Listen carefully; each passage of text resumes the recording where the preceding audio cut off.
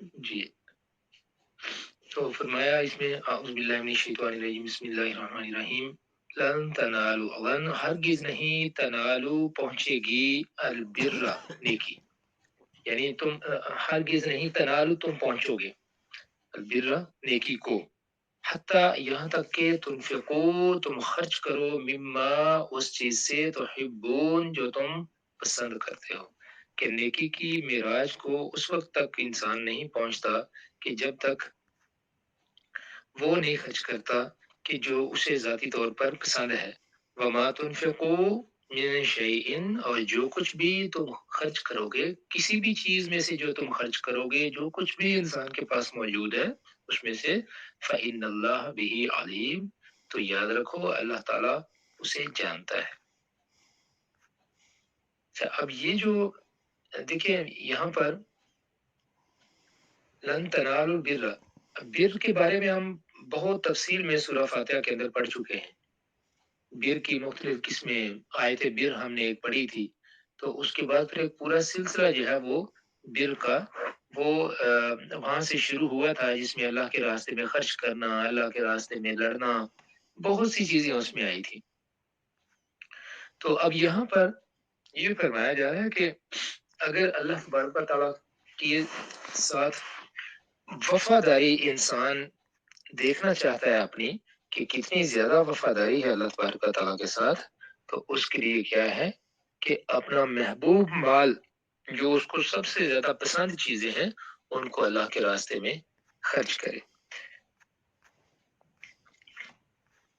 اچھا اب اس کی جو یہ لفظ بر ہے کہ نیکی جسے ہم کہتے ہیں، تو اس لفظ کی اصل روح کیا ہے؟ یہ وعدے کو پورا کرنا اور حقوق اور فرائض کو اچھے طریقے سے ادا کرنا۔ کون سا وعدہ؟ جو اللہ تبارک و تعالیٰ کے ساتھ کیا ہوا ہے۔ اور حقوق جو ہیں وہ کون سے؟ اس میں دونوں طرح کے حقوق، اللہ تبارک و تعالیٰ کے حقوق بھی، اللہ تبارک و تعالیٰ کے حقوق جو حقوق ہیں وہ بھی ادا کرنا، اور اس کے معاملے میں جو انسان کے اوپر فرائض ہیں ان کو ادا کرنا، اور اس کے بندوں کے معاملے میں بھی، یہ دونوں چیزیں اس میں شامل ہیں۔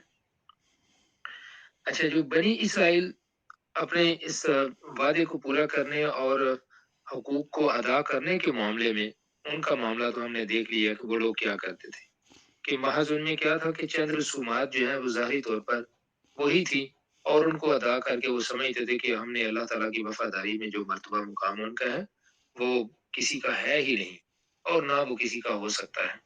تو اس چیز سے ہی وہ دیکھیے اپنے آپ کو گمراہی میں ڈالے ہوئے تھے کہ چند اعمال ظاہریہ کر کے تو وہ یہ سمجھتے تھے کہ ہم تو اللہ کے محبوب بن گئے، اور دوسرا کیونکہ وہ انبیاء کی اولاد تھے تو اس لیے وہ ان کو اس چیز کا بھی ظلم تھا کہ ہم تو نبیوں کی اولادیں ہیں، تو اس لیے ہم تو اللہ تبارک و تعالیٰ کے بہت قریبی ہیں۔ تو اپنے آپ کو وہ کہتے تھے کہ ہم ہی سیدنا ابراہیم علیہ السلام اور باقی تمام انبیاء کے وارث بھی ہم ہی ہیں۔ تو اسی وجہ سے دیکھیں رسول اللہ صلی اللہ علیہ وآلہ وسلم کے ساتھ ان لوگوں نے جو رویہ اختیار کیا اس کی بھی مین ریزن جو تھی وہ یہی چیز تھی کہ نبی ہم میں سے کیوں نہیں آئے، کہ نبوت کے وارث تو ہم لوگ تھے، تو یہ بنو اسماعیل میں کیوں آ گئے؟ تو یہ چیز ان کے دماغ میں ہی نہیں آتی تھی کہ اس کے لیے تیار ہی نہیں تھے کہ بھئی اس میدان میں مطلب کہ نبی کسی اور قوم میں بھی آ سکتے ہیں، اور خصوصی طور پر آخری نبی صلی اللہ علیہ وآلہ وسلم، تو اس چیز کے لیے کسی طور پر بھی تیار ہی نہیں تھے۔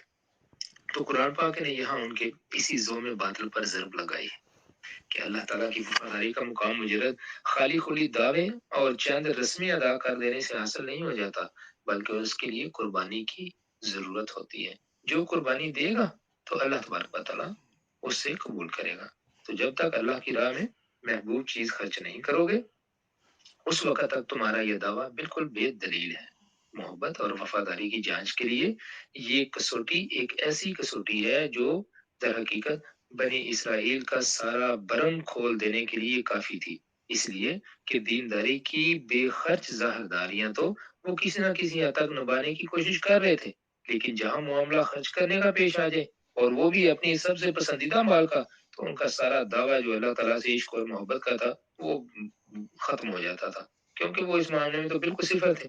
हालांकि जिन सैयदना इब्राहीम अलैहिस्सलाम की पैरवी और उनकी विरासत और नियाबत का वो तनहा हकदार अपने आप को समझते थे, इजारादार बने बैठे थे, उनके मुतालिक जानते थे कि उनको अल्लाह ताला की वफादारी का जो मुकाम हासिल हुआ वो महज जुबानी जमा खर्च पर नहीं हुआ था, बल्कि अपने महबूब और इकलौते बेटे उस वक्त तक सिर्फ सैयदना इस्माइल अलैहिस्सलाम उनके घर में थे, तो उनको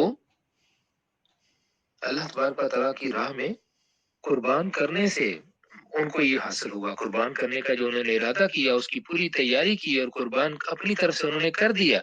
वो तो अल्लाह तबारक व तआला ने उनकी कुर्बानी को इस तरह से कबूल फरमाया कि बेटे को ज़बह ही नहीं कर सके, तो अल्लाह तबारक व तआला ने फरमाया कि जानवर को ज़बह करो इनकी जगह पे, तो कि तुमने अपनी वादे को पूरा कर दिया, तुमने अपनी कुर्बानी को पूरा कर दिया। तो सैयदना इब्राहीम अलैहिस्सलाम के वाक़या देखें, दूसरे पारे में हम बड़ी तफसील में पढ़ चुके हैं कि उनको अल्लाह तबारक व तआला फरमाता है कि उनको मैंने कुछ कलमात के साथ कुछ बातों में उनको आजमाया, तो फ़अतम्माहुन्ना, तो उन्होंने उन सबको पूरा कर दिया।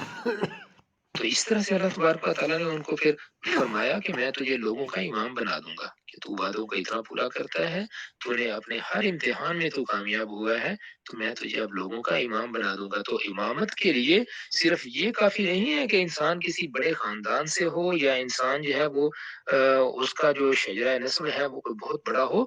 उसके लिए अल्लाह तबारक व तआला ने लोगों को ये बता दिया कि इसके लिए जरूरी ये चीज है कि इंसान अल्लाह तबारक व तआला के साथ अपने ताल्लुक में कैसा है। तो यहूद की जो रस्मी दीनदारी है, तो इसका देखिए जिक्र जो है वो सूरह बकरा में ये पढ़ चुके हैं, आयत नंबर 177 में भी, कि जिसमें अल्लाह तबारक व तआला ने फरमाया कि अल्लाह ताला की वफादारी का हक इससे अदा नहीं हो जाता कि अपना रुख मशरक और मगरिब की तरफ करो, बल्कि असल वफादारी तो उनकी है जो अल्लाह पर, ये अल्लाह तबारक व तआला ने वफादारी के बारे में ये फरमा दिया कि असल वफादारी तो उनकी है जो अल्लाह पर, यौम आखिरत पर, फरिश्तों पर, किताब पर और नबियों पर ईमान रखते हैं और अपने माल उसके महबूब होने के बावजूद, मतलब माल को बहुत ज्यादा उनको अच्छा लगता है उनका माल, लेकिन इस चीज के बावजूद वो कराबतदारों को, यतीमों को, मिस्कीनों को, मुसाफिरों को, साइल को नीज उसको खर्च करते हैं गर्दनों को आजाद करवाने में, और नमाज के एहतमाम करते हैं, ज़कात देते हैं, और जब वादा कर बैठे तो अपने वादे को पूरा करने वाले हैं। और खासकर वो लोग जो भूख और बीमारी में और जंग के वक्त साबित कदम रहने वाले हैं, यही लोग हैं, यही लोग सच्चे हैं और यही लोग मुत्तकी हैं।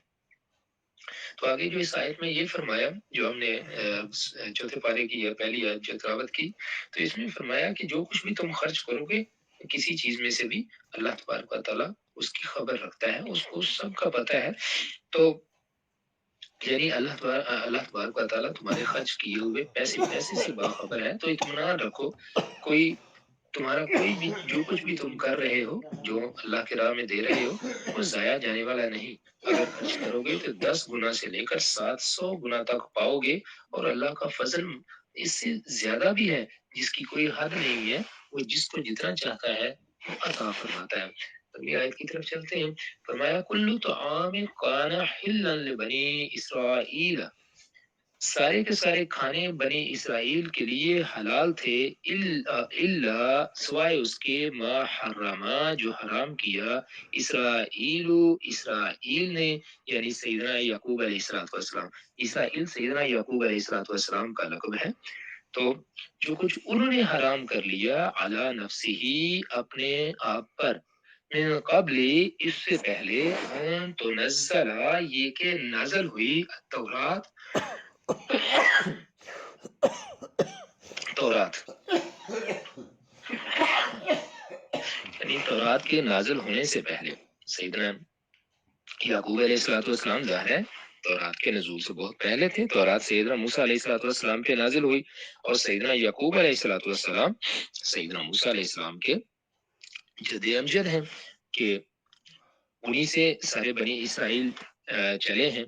तो सैयदना याकूब अलैहिस्सलाम के जो 12 बेटे थे, 12 बेटों से ही 12 कबीले चले, और उन्हीं में से एक कबीले में से सैयदना मूसा अलैहिस्सलाम थे। तो तौरात सैयदना मूसा अलैहिस्सलाम के ऊपर کئی سو سال کے بعد نازل ہوئی. تقریباً یہ کوئی ایک محتاط اندازہ اگر لگایا جائے تو یہ عرصہ جو ہے یہ تقریباً بنتا ہے کوئی 700 سال کا عرصہ بنتا ہے یا 800 سال کا، کہ سیدنا موسیٰ علیہ السلام اور سیدنا یعقوب علیہ السلام کے درمیان میں. تو کل کہہ دیجئے فاتو لے آؤ بالتورات، تورات کو فتلوہا تو اس کو پڑھو، ان کنتم صادقین اگر تم اپنے وعدے میں اپنے دعوے میں سچے ہو. تو اب یہاں پر یہود کے اعتراض کا جواب دیا جا رہا ہے، اور اس اعتراض کا یہ ضمنی جواب ہے جس کی طرف یہ اوپر اشارہ کیا گیا ہے اس آیت میں جو پہلے ہم نے تلاوت کی ہے. یہود اس چیز کے مدعی تھے کہ اصل ملت ابراہیم پر وہ ہیں، نہ کہ مسلمان. تو اس دعوے کو جو ہے نا اب یہاں پر کہ لاؤ تورات لاؤ ذرا، حالانکہ یہ معاملہ جو ہے ساری کی ساری چیزیں حلال تھی ان کے لیے سوائے اس کے جو سیدنا یعقوب علیہ السلام نے اپنے اوپر خود ہی ان کو حرام کر لیا.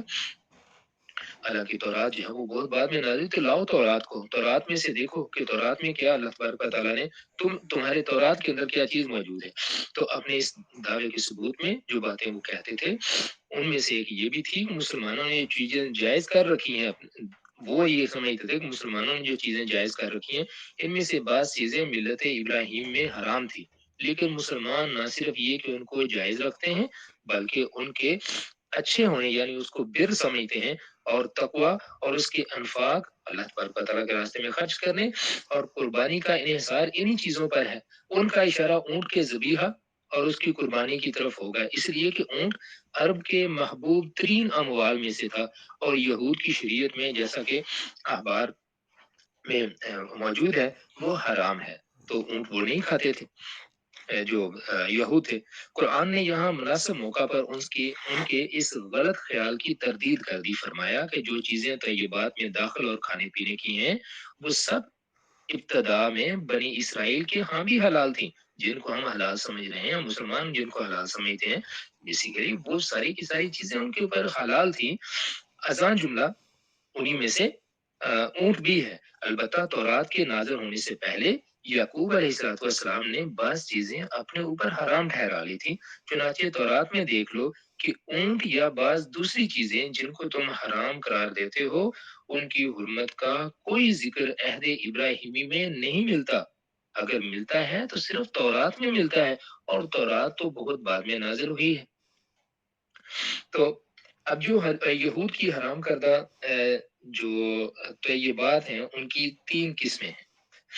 تو تورات میں ملت ابراہیم کے خلاف جن طیبات کو حرام ٹھہرایا گیا ہے وہ 3 قسم کی ہیں. ایک تو وہ ہیں جو محض یہود کے فقہا کی تحلیل و تحریم اور ان کی مشگافیوں کی پیروار ہیں. یہ بڑی ایک امپورٹنٹ چیز ہے کہ ان کے جو بڑے بڑے فقہا تھے، جیسے ہمارے ہاں ہمارے علماء ہیں، ہمارے فقہا ہیں، تو ان کے بھی کیونکہ کتاب والے لوگ تھے تو ان کے یہاں بڑے بڑے حکما ان کے فقہا موجود تھے، تو انہوں نے اپنے پاس سے ان کو کچھ کو حلال کر دیا، کچھ کو حرام کر دیا. مطلب بال کی کھال اتار اتار کے جو انہوں نے حال دین کا کیا تھا، تو انہوں نے اپنے فتوے کے تحت کسی چیز کو حرام ٹھہرایا اور بعد میں ان کا یہی فتویٰ تورات میں شامل ہو کر اس کا ایک جزو بن گیا. اور یہ چیز جو ہے یہ اکثر کتاب جو پہلی کتابیں ہیں ان میں سب کے ساتھ ہوا. جیسے دیکھیں ابھی ہمارے پاس جیسے تورات کے اندر ان کے فتوے بھی شامل ہو گئے، اسی طرح انجیل کے اندر بھی ہوا کہ انجیل کے اندر جو اپنی باتیں ہیں لوگوں نے وہ اس میں داخل کر دی اور اس کو یہ کہہ دیا کہ ھذا من عند اللہ، یہ تو اللہ کی طرف سے ہے. نعوذ باللہ من ذالک. تو اللہ تبارک و تعالیٰ نے فرمایا نا سورہ بقرہ کے اندر ان لوگوں کے بارے میں کہ اس سے زیادہ ظالم کون ہو سکتا ہے کہ جو اپنے ہاتھ سے کتاب لکھتا ہے، باتیں اس کی اپنی ہوتی ہیں اور کہتا ہے کہ یہ اللہ تعالیٰ کی طرف سے ہیں. تو یہ سب سے بڑا ظلم ہے اللہ تبارک و تعالیٰ کے اوپر کوئی جھوٹ باندھنا، اور یہ ایک شرک ہے کہ اللہ کے مقابلے میں اپنے آپ کو لے آنا. اور کیونکہ شرک جو ہے وہ سب سے بڑا ظلم عظیم اس کو فرمایا گیا ہے، تو یہ اللہ کے اوپر جھوٹ باندھنا اصل میں اپنے آپ کو اللہ کے مقابلے میں پیش کر دینا اور ایک غلط طریقے سے اپنے آپ کو اس مقابلے میں پیش کرنا. تو یہ چیز ایک ان میں موجود تھی کہ آپ نے فتوے کے تحت انہوں نے ان چیزوں کو کر دیا اور اس کو تورات میں شامل کر دیا. آہستہ آہستہ یہ چیزیں تورات میں ہی شامل ہو گئیں. लोगों ने उनको वही समझ लिया, तो लोगों ने ये समझ लिया कि ये भी सारे का सारा जो है ये अल्लाह ताला का ही हुक्म है। तो तौरात में इस किस्म के जो घपले हुए हैं उन पर यहाँ पर मज़ीद हम बात नहीं करेंगे, तो ये क्योंकि बात बहुत ज़्यादा लंबी हो जाएगी, तो रात की तारीख़ और एक बिल्कुल अलग मौज़ू बन जाएगा। दूसरी वो हैं जो दूसरी किस्म जो है वो उन चीज़ों की है हराम करदा चीज़ों की, कि जो यहूद की सरकशी, उनकी जो अ, मतलब वो हर तरह की सवालात बड़े अजीबो-गरीब से करते थे, उसकी वजह से तो उसके सबब वो हराम हुई। उन्होंने किसी चीज़ के मुतय्यन कराने में इतने सवालात उठाए कि उनके लिए जवाज़ की राह तंग से तंग होती चली गई। जैसे देखिए ना, जब हमने वो वाक़या पढ़ा था गाय ज़बह करने वाला, अल्लाह तबारक व तआला ने उनसे कहा था कि गाय ज़बह कर दो। उन्होंने क्या किया? उन्होंने कहा अच्छा ये बता दीजिए रंग कैसा हो? ये बता दीजिए वो गाय कैसी हो? ऐसी कंडीशंस फिर उनके ऊपर लगी। पहले कोई भी गाय ज़बह कर देते तो उनका भी कुर्बानी अल्लाह ताला ने कबूल फरमा लेनी थी। लेकिन अब उनके ऊपर जो गाय छोटी गाय है वो भी उनके लिए हराम होगी कि ये तुम नहीं कर सकते। ज़्यादा बूढ़ी है वो भी नहीं कर सकते। किसी और रंग की भी नहीं कर सकते, गाढ़े ज़र्द रंग की होनी चाहिए और फिर ऐसी गाय होनी चाहिए कि जो किसी खेती को सराब करने में भी इस्तेमाल ना हुई हो, ना किसी खेत में हल चलाने के लिए, मतलब ऐसी गाय हो जो बिल्कुल ठीक-ठाक हो, जो सिर्फ़ और सिर्फ़ किले के ऊपर बाँध के उसको चारा डाला गया और बहुत ज़्यादा उसकी खातर-तवाज़ो की गई हो, तो साफ-सुथरा जानवर हो, उसको जो है वो तुमने ज़बह करना है। तो अब इनके लिए इसी तरीके से बाकी चीज़ों में के मामले में भी ये करते थे, तो इनके लिए फिर जो बहुत सी चीज़ें हैं, उनको फरमा दिया गया कि ये तुम इस्तेमाल नहीं कर सकते। तो उनके लिए जो तय्यब व ताहर चीज़ें जो हैं, ये भी हराम होकर रह गई बहुत सी। तो तीसरी वो हैं जिनसे एतराज़ और इज्तनाब का तसव्वुर उनके यहाँ बुज़ुर्गों से चला आ रहा था। मसलन बाज़ चीज़ें सैयदना याकूब अलैहिस्सलातु वस्सलाम किसी एहतियात या महज़ तबई और ज़ौक़ी अदम मुनासिबत की बिना पर नहीं इस्तेमाल करते थे। तो ये भी ऐसा ही हो गया कि जैसे उन्होंने अपने ऊपर हराम कर ली कि मैं ये चीज़ नहीं खाऊँगा। देखिए ना, ये मामला इस तरह का जो है वो हम देखते हैं कि रसूलुल्लाह सल्लल्लाहु अलैहि वसल्लम ने जब वो शहद वाला मशहूर वाक़या है शहद की बू वाला जब तो रसूलुल्लाह सल्लल्लाहु अलैहि वसल्लम ने उस मामले में फरमाया कि मैं आज से शहद नहीं खाऊँगा। तो फिर अल्लाह तबारक व तआला ने इस चीज़ से ये फरमा दिया कि अपने ऊपर ऐसी चीज़ों को क्यों हराम करते हैं? कि मतलब ऐसी चीज़ों का क्यों कहते हैं कि मैं ये नहीं खाऊँगा कि जो अल्लाह ने आपके लिए हलाल की हैं। अच्छा, तो यह वो हुर्मतें हैं। यहूद ने इस तरह की चीज़ों का जो सिरा था वो क्या किया? उन्होंने सैयदना इब्राहीम अलैहिस्सलाम से मिला दिया और उनकी हुर्मत भी तौरात की महरमात में की फ़हरिस्त में शामिल होगी। यही वो हुर्मतें हैं जिनको कुरान ने बयान फरमाया है और यहूद के सहीफ़ों में मिल्लत इब्राहीम पर मबऊस होने वाले पैगंबर के बारे में ये पेशीन गोइयाँ मौजूद हैं कि जब वो आएँगे तो यहूद के लिए तमाम तय्यबात को हलाल कर देंगे। कि जितनी भी इनके यहाँ जो चीज़ें ये समझ रहे हैं कि वो हराम है, जब आखिरी नबी सल्लल्लाहु अलैहि वसल्लम आएँगे, तो वो इनके ऊपर ये सारी चीज़ें, सारी तय्यबात को हलाल करेंगे और जो तौक और उन्होंने अपने ऊपर लाद रखे हैं, जो बोझ अपने ऊपर लाद रखे हैं, उनसे उनको निजात दे देंगे। तो अब इसमें मज़ीद बात जो है वो सूरह अनआम के अंदर इंशाअल्लाह होगी। तो यहाँ पर ये मुख्तसर बात इस मामले में हो गई। अच्छा, अब आयत नंबर 94 मुख्तसर सी इसकी तफसीर करते हैं। फ़मन इफ्तरा अलल्लाहिल कज़िबा, ये बड़ी इंपॉर्टेंट चीज़ है। अब ये नहीं कि ये सिर्फ ये जितने भी हम वाक़यात यहूद के पढ़ते हैं, जैसे बार-बार ये बयान हो चुका कि इसका मकसद सिर्फ ये नहीं कि किसी वाक़ये को पढ़ लेना कि अल्लाह तबारक व तआला ने बयान फरमा दिया और वो वाक़या उन्हीं के साथ मखसूस था। अल्लाह तबारक व तआला मुसलमानों की तरबियत फरमा रहे हैं। ये अहकामात, ये सारे हमारे लिए बहुत बड़ा सबक हैं कि जिन चीज़ों से अल्लाह तबारक व तआला ने इन लोगों को मना फरमाया था और जिस तरीके से मना फरमाया था, हम उन चीज़ों के बारे में अपने रवैये को ठीक रखें। तो अल्लाह तबारक व तआला ने फरमाया फमन इफ्तरा अलल्लाहिल कज़िबा, जिसने बांध लिया अलल्लाहि अल्लाह ताला के ऊपर अल कज़िबा झूठ, जो अल्लाह पे झूठ बांधे मिन बादि ज़ालिका, इसके बाद फउलाइका हुमुज़ ज़ालिमून, यही लोग हैं जो असल में जालिम हैं। कि ये सारी वजाहत आ चुकी कि बहुत सी चीजें लोगों ने अपने पास से दीन के अंदर दाखिल की, उनका हकीकत से कोई ताल्लुक नहीं था। तो जो किताब के अंदर लिखा हुआ है, जब सारे का सारा अल्लाह तबारक व तआला ने खोल के बयान फरमा दिया, अब इसके बाद भी अगर वो इस बात पर अड़े रहें कि जिन चीजों को उन्होंने हराम ठहरा रखा है, وہ ملت ابراہیم میں بھی حرام تھی. اپنی بات کو انہوں نے جا کے سیدنا ابراہیم علیہ السلام کے ساتھ جوڑ دیا اور اللہ تبارک و تعالیٰ کے اوپر جھوٹ باندھ دیا. تو اور یہ کہہ دیا کہ اللہ تعالیٰ نے ان چیزوں کو حرام کیا ہوا تھا. تو یہ لوگ اللہ پر جھوٹ باندھ رہے ہیں، اور جو لوگ اللہ پر جھوٹ باندھے ان سے بڑھ کر ظالم کون ہوگا. اللہ تبارک و تعالیٰ ہمیں قرآن پاک کو صحیح طرح سے پڑھنے، سمجھنے اور اس پہ عمل کرنے کی توفیق عطا فرمائے. جزاکم اللہ خیرا. السلام علیکم ورحمۃ اللہ وبرکاتہ.